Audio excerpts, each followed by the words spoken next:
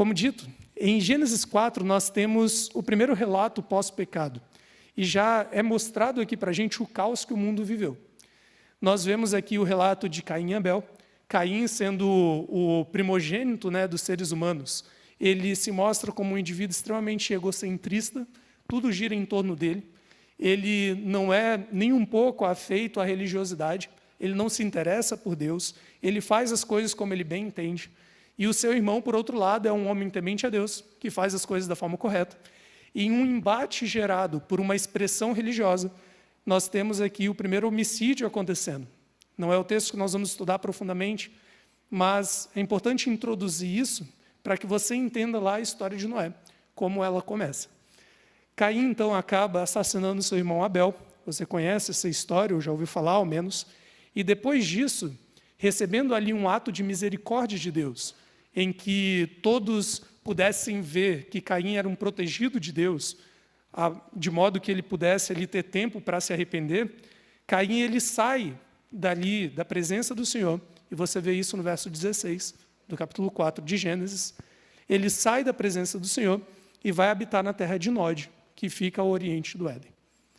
Ali na terra de Nod, no verso 17, é dito que Caim ele começa a fixar a sua descendência, e ele começa a edificar cidades. E, diante dessa exposição da descendência de Caim, nós temos a introdução de um personagem bem interessante, que é Lameque. Ele aparece ali primeiro no verso 18, mas vai ser descrito mais a partir do verso 19. Lameque ele é apresentado em duas características extremamente perturbadoras. A primeira delas aparece, como eu disse, no verso 19, quando é dito que Lameque toma para si duas esposas. O nome de uma era Ada e a outra se chamava Zilá. Esse é um ponto interessante. Eu mencionei para vocês, quando nós estudamos a respeito de narrativa hebraico-bíblica, que a Bíblia é um registro real de histórias de pessoas humanas. Logo, ela não se preocupa em apresentar apenas as partes ou os pontos altos da história da vida dessas pessoas. Ela apresenta também os erros, as falhas e por aí vai. A poligamia é algo que aparece no texto bíblico, é algo cultural ali onde o povo de Israel vive, mas não é apresentado como algo positivo. Inclusive, se você lembrar, e eu mencionei isso antes, todas as vezes que nós temos casos de poligamia no texto bíblico, a gente vê uma série de problemas derivados deles. Uma série de problemas. Aqui nós vemos, inclusive, que o primeiro polígamo da Bíblia é esse tal de Lameque, um homem que é extremamente problemático. Ele, então, toma para si duas esposas, contrariando o que Deus havia fixado ainda no Éden. E, após a descrição ali de seus filhos, nós temos um poeminha que ele faz, a partir do verso 23, falando um pouquinho mais sobre ele. Ele diz o seguinte, olha, e disse Lameque às suas esposas, Ada e Zilá, ouvi-me, vós, mulheres de Lameque, escutai o que passa a dizer-vos. Ele vai dizer, olha, eu matei um homem porque ele me feriu. É importante que você saiba o seguinte, essa palavrinha para ferir não é um ferimento grave, não é um ferimento de morte. É algo assim, alguém que me cortou, ou algo do tipo. Eu matei um homem porque me machucou. E um rapaz porque ele pisou em mim. E não é como se ele tivesse sido pisoteado. É alguém que passou e pisou no pé dele. Ele matou um rapaz por conta disso. Se não bastasse ele se mostrar como um homem que não está nem aí para a estipulação de Deus a respeito de família, ou mesmo para a própria existência da pessoa humana, né? Matando assim por questões banais, vai ser dito ainda que Lameque, né, a partir da fala dele, é nos mostrado que Lameque é um homem que não está nem um pouco interessado para aquilo que Deus fala. E ele banaliza isso, inclusive. Ele vai dizer isso no verso 24. 7 vezes se tomará vingança de Caim. Lembra? Deus ele tinha falado isso para Caim. Olha, vou colocar aqui uma marca em você, porque qualquer um que te matar será cobrado 7 vezes. E ele vai falar agora a Lameque. Deus disse que 7 vezes se tomará vingança de Caim. De Lameque, porém, 70 vezes 7. Ele vai dizer, se Deus falou que de Caim seria cobrado 7 vezes, para mim vai ser ainda pior, se alguém vier fazer alguma coisa. É, além disso, um homem afrontoso. Ele não está nem um pouco interessado em seguir ali o que Deus coloca, e, além disso, não tem apreço algum pela vida humana. E, se não bastasse, ele ainda banaliza o que Deus fala, o que Deus estipula ali. Eu estou apresentando toda essa realidade para vocês, para que vocês entendam que a descendência de Caim, ela vai ter essa imagem rodeando ela. Os filhos de Caim, eles vão ser marcados por ser indivíduos como esse. Pessoas que banalizam a vida humana, pessoas que banalizam a própria estrutura do que Deus estipula, ou mesmo as falas de Deus. Por outro lado, nós temos uma outra descendência que é apresentada para nós aqui, em contrapartida, né? No verso 25 ainda de Gênesis 4, diz que Adão tornou a coabitar com sua mulher. Ela deu então à luz a um filho, o nome dele foi Sete, e então ela mesma diz que Deus concedeu outro descendente em lugar de Abel, que Caim havia matado.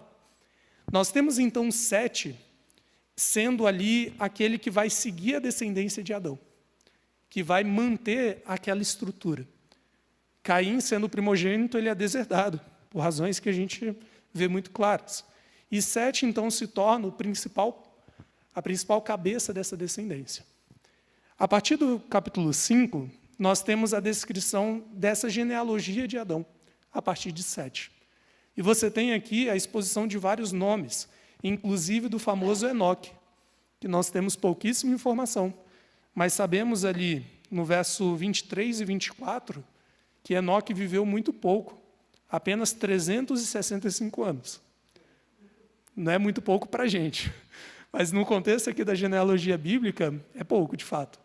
Ele viveu apenas, entre aspas, 365 anos, mas ele só viveu isso porque no verso 24 diz que ele andou com Deus, e ele já não era porque Deus o tomou para si. Nós temos aqui o caso da primeira pessoa que vai viver com Deus antes de Cristo voltar.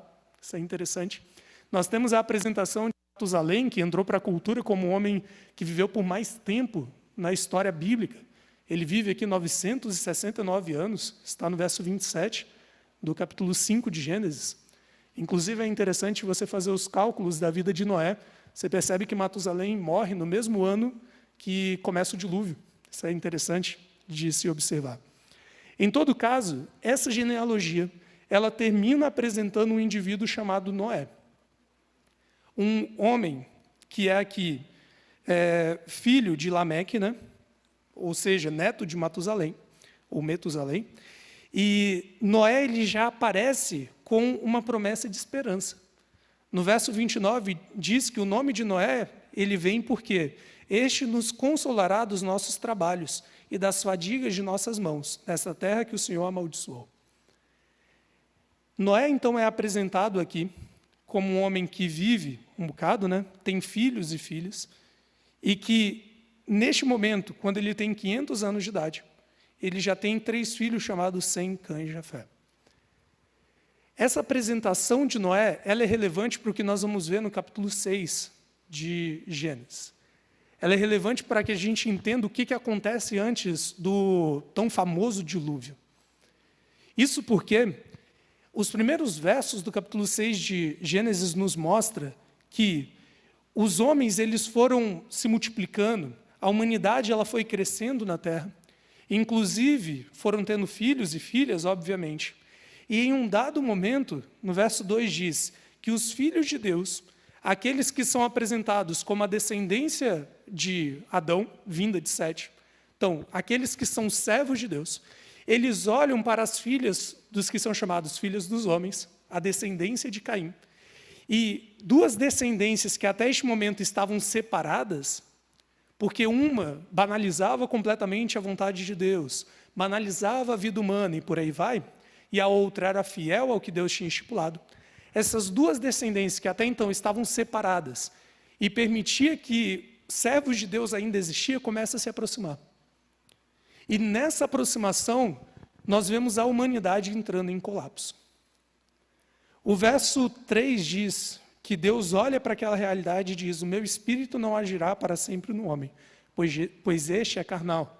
E neste momento a idade humana ela é reduzida para 120 anos, no máximo. Hoje a gente está quase chegando lá, né, com o desenvolvimento da medicina, com muita dificuldade. Mas durante ainda muitos e muitos séculos, a expectativa de vida humana era bem inferior a essa. Em todo caso, Deus ele olha para aquela realidade.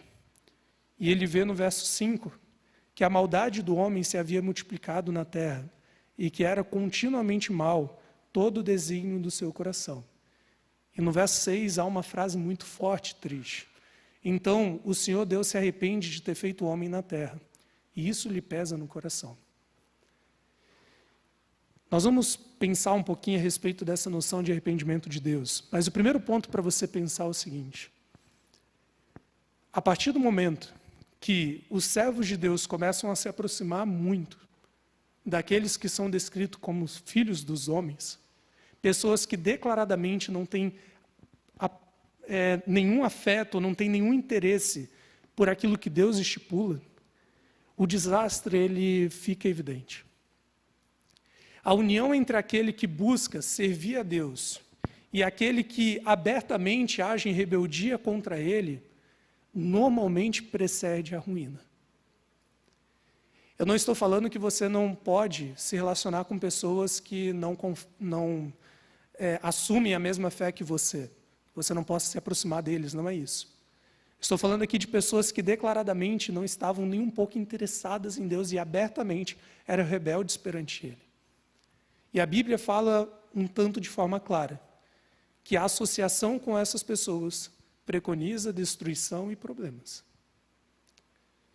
Infelizmente, quando nós começamos a perder de frente aquilo que de fato importa como servos de Deus, normalmente a maldade ela vem e se instaura. Porque todo esse conhecimento e essa relação com Deus, ela costuma se perder.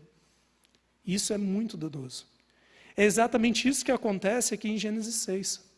Aquela linhagem que durante todo esse tempo ainda tinha se mantido fiel a Deus, ela perde essa fidelidade simplesmente porque ela se aproxima daqueles que são rebeldes e que não se interessam pelo divino. Isso causa uma geral percepção da humanidade como alguém que é má, como alguém que abertamente não se interessa por Deus ou porque Ele estipula. Até o ponto de Deus, Ele decidir acabar com a vida humana. E, como consequência, acabar com toda a vida na Terra. Eu sei que para você o conceito de Deus se arrepender pode ser meio confuso. Eu só te explico que a palavrinha arrependimento, ela não quer dizer necessariamente que a pessoa ela estava errada no momento que ela tomou a primeira escolha. Porque a gente tem essa visão de que Deus não erra, né? Como a Bíblia apresenta. A palavra arrepender é dizer que você decidiu por uma outra coisa. Você decidiu por um outro caminho.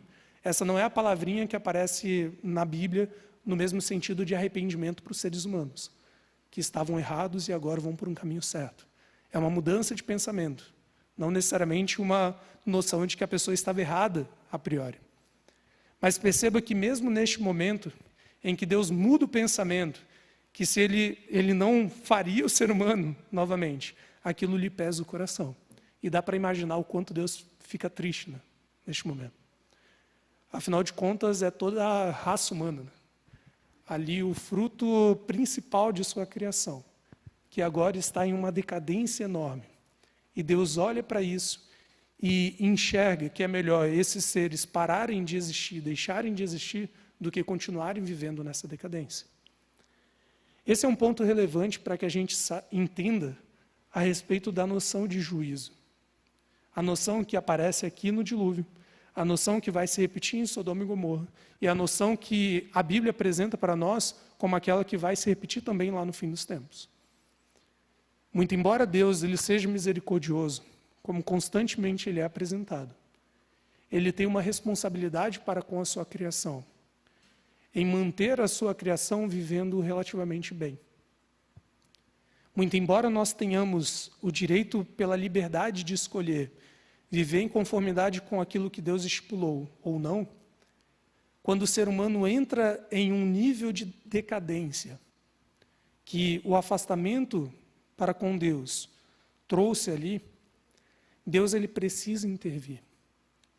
Porque o ser humano entra numa degradação tão grande que é melhor para ele deixar de existir do que continuar vivendo nessa decadência. E é aí que o juízo acontece. Muito mais como um ato de misericórdia de Deus do que um ato punitivo. E eu já adianto para você, talvez você já saiba, mas se não sabe, depois nós podemos explorar melhor. Essa ideia de inferno, de Deus punindo constantemente e eternamente alguém, ela não existe, biblicamente falando. Deus, ele traz essa pessoa à não existência. Ele faz com que essa pessoa deixe de existir. Mas a noção de um Deus que pune eternamente, ela não funciona. Então, o juízo, ele age a partir de uma premissa de misericórdia. Os seres humanos foram a tal decadência que era melhor eles deixarem de existir do que continuarem vivendo assim. E eu sei que é algo muito fácil para você entender, porque se você olhar para o mundo que nós vivemos hoje, talvez você consiga chegar nessa mesma conclusão. Porque, sinceramente, pense um pouco comigo, você gostaria de viver eternamente nas condições que você vive hoje? Em que você não consegue sair na rua e ter a certeza que você vai voltar em segurança para casa. Você não consegue viajar e não sabe se suas coisas vão ficar, quando você voltar, se vão estar lá. Você não sabe se seu filho, sua filha, esposa, esposo vão estar bem quando retornarem do trabalho, se vão retornar. Será que você conseguiria viver hoje? Ou melhor, viver a eternidade como se fosse hoje? É por isso que Deus intervém, em uma atitude de misericórdia. Porque é melhor o ser humano deixar de existir do que continuar vivendo nessa decadência. Felizmente, a história ela não termina aqui nesse verso, né? No verso 7, Deus ele ainda repete o juízo, né? Farei então desaparecer da face da terra o homem que criei, o homem, o animal, os répteis e as aves dos céus, porque me arrependo de os haver feito. Contudo, no verso 8, nós temos ali uma informação relevante. Porém, Noé achou graça diante do Senhor. Essa informação ela é muito relevante, porque quando nós pensamos em Deus se relacionar com alguém, normalmente a gente foca no que é descrito para nós no verso 9. No fato de Noé ser um homem justo, íntegro entre os seus contemporâneos. No fato de que ele andava com Deus. Normalmente nós olhamos e falamos, Deus, ele se alia com alguém, ele cria aliança com alguém, porque essa pessoa é boa. E nós acabamos chegando a uma conclusão que é equivocada, de que de alguma forma essa pessoa é merecedora dessa aliança ou dessa relação com Deus. Quando na realidade não é bem assim. Em todas as alianças de Deus, o que preconiza a relação é o princípio da graça. Primeiro, Deus olha para o ser humano e, mediante a sua atitude bondosa e de misericórdia, sua atitude graciosa, ele decide se relacionar. Noé, primeiro, acha graça diante de Deus. Primeiro, ele recebe misericórdia de Deus. E depois nos é dito que Noé era um homem justo e íntegro. Isso é um ponto muito relevante.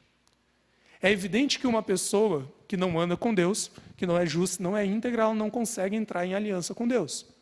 Mas é importante que você entenda que quando falamos de alianças bíblicas, nós estamos falando sempre que elas começam a partir da graça. A partir de uma atitude de Deus por instituí-lo. Você se lembra um pouco do conceito de aliança que nós vimos na semana passada? Aliança como sendo um vínculo de sangue soberanamente administrado, que é sempre um soberano, alguém maior, que decide se colocar em relação. Aqui nós temos Deus agindo dessa forma. Isso tudo porque, diante dessa humanidade decaída, nós temos ali um indivíduo que ainda se mantém fiel. Ainda se mantém como aquele que vai salvar ali a humanidade a partir da sua fidelidade. No verso 11, nós temos aí a descrição desse momento do dilúvio, né? Mais uma vez é dito que a terra estava corrompida à vista de Deus, cheia de violência, uma realidade muito semelhante à que nós vivemos hoje, podemos pensar. E diante de tudo isso, Deus então fala para Noé no verso 3, que ele vai acabar com tudo o que vive. Ele ordena que ele faça uma arca e que, depois de feita essa arca, no verso 17, é dito que ele derramaria águas em dilúvio sobre a terra, para consumir toda a carne em que há fôlego de vida debaixo dos céus. Tudo que há na terra perecerá. E no verso 18, Deus ele reafirma a sua promessa de graça. Contigo, porém, eu vou manter, eu vou renovar, eu vou confirmar a minha aliança. Você vai entrar na arca, tu e teus filhos, e tua mulher e as mulheres de teus filhos. Deus, então, chama Noé e fala, olha, vai cair um dilúvio, vou acabar com tudo. Mas você vai ter a oportunidade de fazer novas todas as coisas. Você vai atuar como agente humano para isso. E aí você vai construir uma arca, etc. Você conhece essa parte da história? Basicamente, todo o processo de construção, Deus trazendo os animais, selando a arca, as pessoas não aceitando a pregação de Noé, vindo água aqui, muita água, né, do céu e debaixo da terra. O momento do dilúvio foi algo muito, muito forte, muito impactante, algo de fato desastroso para a história humana. Há um livro, inclusive, que eu aconselharia vocês lerem, caso vocês se interessem pelo tema, porque o tema do dilúvio é algo muito relevante para nós, criacionistas. Afinal de contas, em todas as mitologias bem estruturadas que nós temos, o tema de uma grande inundação é recorrente ali, ele vai sendo apresentado constantemente. E, inclusive, quando nós olhamos para essa realidade do dilúvio, comparado com os achados que nós temos no nosso mundo natural, especialmente geológicos, nós conseguimos ver muitas marcas desse evento aqui. É por isso que eu aconselharia vocês, caso queiram se aprofundar, né, nesse assunto, numa perspectiva criacionista e científica, que vocês leiam o livro A Grande Extinção em Massa. A Grande Extinção em Massa. É do professor e doutor Naor Neves. Ele é um professor adventista do sétimo dia, mas que foi professor na USP, ele foi coordenador de curso... Oi? Ele é geólogo, foi coordenador do curso de Engenharia Civil na Unesp e também no UNASP. Ele é uma pessoa muito bem formada e ele escreve esse livro, inclusive, abordando essas questões de como a geologia hoje mostra registros de um grande evento de extinção em massa, a presença do dilúvio bíblico como algo que de fato ocorreu e etc. Aconselho vocês a lerem esse livro, então. O livro se chama A Grande Extinção em Massa, caso você queira se aprofundar sobre o assunto. Porque o nosso foco não é exatamente essa questão. Além de tudo isso que nós já vimos até agora, nós vamos passar algumas páginas da Bíblia, até o momento em que Deus ele cumpre essa promessa, de que ele confirmaria ou manteria a aliança que ele fez com Adão e Eva, lá no Éden, agora com Noé. Se você olhar o final do capítulo 8, de Gênesis ainda, depois que todo o dilúvio acontece, depois que as águas se secam, isso tudo demora aí mais de 6 meses, nós temos Noé e sua família saindo da arca. E a partir do verso 20 de Gênesis 8, nós temos a história ou a narração dessa aliança que nós temos introduzida antes, mas explicada, né, exposta aqui. É dito no verso 20 que quando Noé sai dali, ele levanta um altar ao Senhor. E aqui é uma exposição interessante, né? Que ele toma de animais limpos e de aves limpas. O conceito de animais puros e impuros já é apresentado aqui, Noé já é familiarizado com ele. Animais com carnes que poderiam ou não ser consumidas, conforme a Bíblia iria apresentar depois. Ele toma então de animais puros e ele oferece holocaustos sobre o altar. O Senhor então aspira o cheiro suave e ele faz a primeira promessa, que ele vai reforçar depois, que ele não tornaria a amaldiçoar a terra por conta do homem, porque é mau o desígnio íntimo do homem desde a sua mocidade, nem tornaria a ferir todo ser vivente como ele fez. E enquanto durasse a terra, não deixaria de haver sementeiro e ceifa, basicamente as estações constantes e regulares. Diante dessa primeira promessa, o capítulo 9 de Gênesis, ele apresenta a aliança de Deus feita com Noé. Uma aliança que também pode ser chamada de aliança universal, porque, como nós vamos ver, ela é feita com toda a humanidade, a partir do momento que Noé se relaciona ali com Deus. Vamos ler, então, e estudar um pouquinho esse texto. Será ali o último trecho, o último momento que nós vamos estudar hoje, tirarmos algumas informações relevantes aqui para nós. Após o momento em que Noé faz o sacrifício, Deus abençoou Noé, no verso 1 do capítulo 9, e abençoando seus filhos também. Ele diz o seguinte: sede fecundos, multiplicai-vos e enchei a terra. Você se lembra de onde sai esse versinho, essa expressão? Nós vimos isso ainda na semana passada. Essa é uma ordem que Deus dá para Adão e Eva, ainda lá no Gênesis. Ele apenas a repete aqui para Noé e seus filhos. Sede fecundos, multiplicai enchei a terra. Está lá em Gênesis 1, verso 28. Há aqui uma introdução de um detalhe novo. Antes, os seres humanos se relacionavam perfeitamente com os animais na aliança do Éden. Agora, na aliança com Noé, essa relação ela não funciona tão bem mais. Agora, pavor e medo, no verso 2 é dito, iria vir sobre os animais da terra. Os animais agora teriam medo dos seres humanos. Todas as aves dos céus também teriam. Tudo que se move pela terra e todos os peixes do mar serão entregues, então, nas mãos dos seres humanos. Mas, em contrapartida, os animais agora temeriam também a humanidade, sabendo do potencial destrutivo que nós temos, tínhamos e temos. A relação, então, com a terra, ela é mais uma vez rompida. E agora o paradigma de alimentação dos seres humanos é mudado. E para contrabalancear a questão, Deus ele introduz essa questão do medo nos animais. No verso 3 e 4, Deus ele permite pela primeira vez o consumo de alimento cárneo. Ele fala, olha, antes eu dei as ervas, as sementes e etc. Mas agora eu estou permitindo que vocês comam também carne. Tudo vos dou para alimento agora. Contudo, ele coloca uma ressalva aqui no verso 4. O sangue dos animais você não deve comer. E ele fala isso fortemente. Olha o verso 5. Certamente requererei o vosso sangue, o sangue da vossa vida. Eu vou requerer o sangue.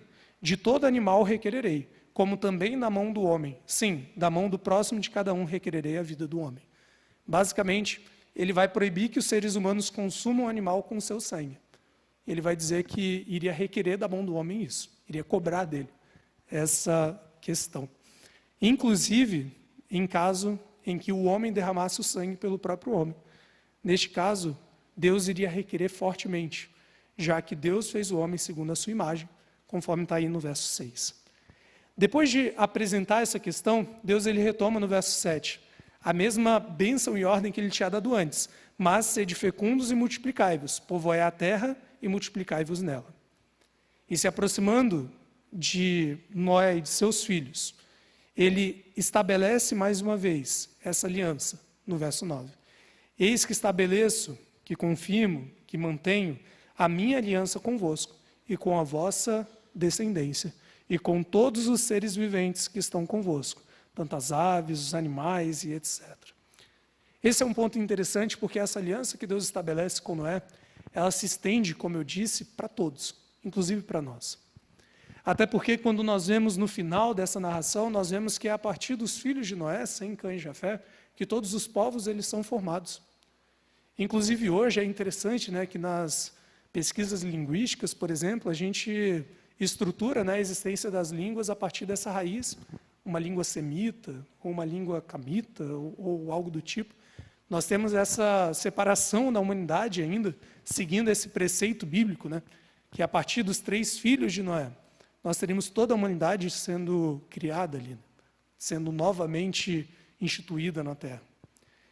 Deus, então, estabelece essa aliança a partir do seguinte preceito. Olha o verso 11. A promessa que ele faz. Estabeleça a minha aliança convosco. Não será mais destruída toda a carne por águas de dilúvio. Nem mais haverá dilúvio para destruir a terra. Deus ele já havia requerido algumas coisas antes. Ele já havia estipulado outras. E diante desse contexto de ordem para multiplicar e encher a terra, o contexto de permissão do consumo do alimento carne, o contexto da exigência de que o sangue não fosse tomado, o contexto da exigência que o ser humano não matasse outros seres humanos, não tomasse o sangue de outros seres humanos. No contexto de todas essas exigências, que nós chamamos de estipulações da aliança, Deus ele promete que ele não iria destruir novamente os seres humanos. E aqui é um detalhe interessante no verso 12. Ele diz que este, então, seria o sinal da aliança que ele estava fazendo ali entre ele mesmo, Deus, e todos os seres humanos, junto com todos os seres viventes, para perpétuas gerações, para todas as gerações, inclusive nós. E no verso 13 ele diz, porém nas nuvens o meu arco, será por sinal da aliança entre mim e a terra. Todas as vezes, então, se você olhar no verso 14, todas as vezes, então, que chovesse, nuvens viessem sobre a terra e nelas aparecesse o arco, Deus olharia para ele e lembraria das promessas que fez aos seres humanos. Eu sei que provavelmente não é novidade para você que o arco-íris, né? Aquele arco coloridinho que aparece no céu depois de chuvas e etc., remete a essa existência aqui. É até interessante que quando nós olhamos para as descrições bíblicas sobre o céu, sobre o trono de Deus, nós vemos normalmente a presença do arco-íris ali. Então, pela descrição bíblica, o arco-íris não é criado neste momento. Inclusive pela própria narração aqui de Gênesis 9. Deus ele fala, olha, eu vou pegar o meu arco e vou colocar ali no céu. Como se algo que já existisse. Um símbolo direto de Deus. Há um detalhe, contudo, e isso é importante para a gente entender no contexto das alianças. E vai ser o último ponto para a gente refletir e pensar antes de irmos para nossas casas hoje. Que é o seguinte. Tente lembrar um pouco de como o arco-íris ele é desenhado nos céus. Depois de um dia ou uma noite de chuvas. Eu tinha até trago uma imagem, mas o nosso telão não está funcionando hoje. Os que estão em casa, eu acho que podem ver essa imagem, se o Avivos conseguir projetá-la. Em todo caso, todos conhecemos o arco-íris e tente pensar um pouco. O detalhe que é relevante para que você entenda é o seguinte. A palavrinha arco, que aparece aqui na Bíblia para arco-íris, é a mesma palavrinha para a ideia de arco e flecha, sabe? É a palavrinha para uma arma. Aquele arco que se atira as flechas. E quando nós olhamos para o arco-íris no céu, há um detalhe muito relevante. Ele aparece com as suas bases vindo da terra, e a parte dele em que a flecha é solta, ela aparece apontada para os céus. Você já reparou isso? Esse é um ponto relevante para a gente entender um princípio das alianças. Eu comentei com vocês que uma aliança é um vínculo de sangue, porque ele sempre está pautado na ideia de morte, na ideia de que se você não cumprir a aliança, dentre várias maldições ou dentre várias punições que pode recair sobre você, tudo isso finalizaria com a própria noção de morte e destruição. Como nós vimos aqui, por exemplo, se você descumprisse a noção de não matar ninguém, e nesse caso você tomasse o sangue de alguém, você seria punido com o próprio sangue sendo tomado de você, como Deus ele vai colocar. Em todo caso, as alianças ela têm esse preceito, e nós vamos vendo isso em todas elas, muito claramente, a presença da noção de morte. Se você não cumprir, a morte ela virá. E quando nós pensamos na ideia de aliança, aqui no Gênesis capítulo 9, nós notamos que esse símbolo do arco-íris, ele funciona como esse elemento de ameaça, entre aspas, ou como esse elemento que aponta para uma constante lembrança de que o descumprimento dessa aliança será passível de morte. É como se todas as vezes que nós olhássemos para o arco, a gente olharia para ele e lembrasse, se alguém descumprir, você pode puxar uma flecha e atirar até ele. É basicamente essa noção. Só que o mais interessante disso, como eu mencionei, é que o arco ele não está apontado desde o céu até a terra. Ele não está apontado vindo de cima. Mesmo que os seres humanos insistentemente tenham a prática de descumprir as alianças com Deus, como aconteceu no Éden, o arco que Deus coloca como símbolo dessa aliança, desse vínculo, ele está apontado para o próprio Deus. É como se Deus falasse, olha, se em algum momento descumprir essa aliança, seja eu ou seja a outra parte, vocês mesmos podem puxar uma flecha e acertar, e atirar rumo aos céus. Porque aqui nós temos um detalhe que é muito forte nas alianças, e que já aparece lá em Gênesis 3 ainda, quando nós estudamos o texto. Que muito embora a punição final seja a morte, no contexto do descumprimento entre as alianças divinas, Deus ele sempre chama essa punição para Ele mesmo. Por misericórdia dos seres humanos, Ele fala, olha, você merecia morrer por descumprir a aliança que fez comigo. Mas se alguém precisar morrer, deixe que eu morro no seu lugar. Deixe que eu vou pagar essa punição. Isso é algo muito grande de se pensar. Porque nós estamos falando aqui do Deus que deu isso tudo para os seres humanos. Do Deus que criou tudo, que ofereceu isso para a raça humana.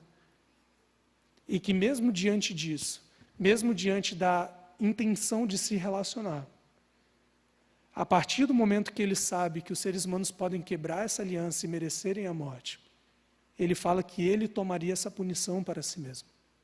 E que ele morreria em nosso lugar. Todas as alianças divinas, elas partem desse princípio.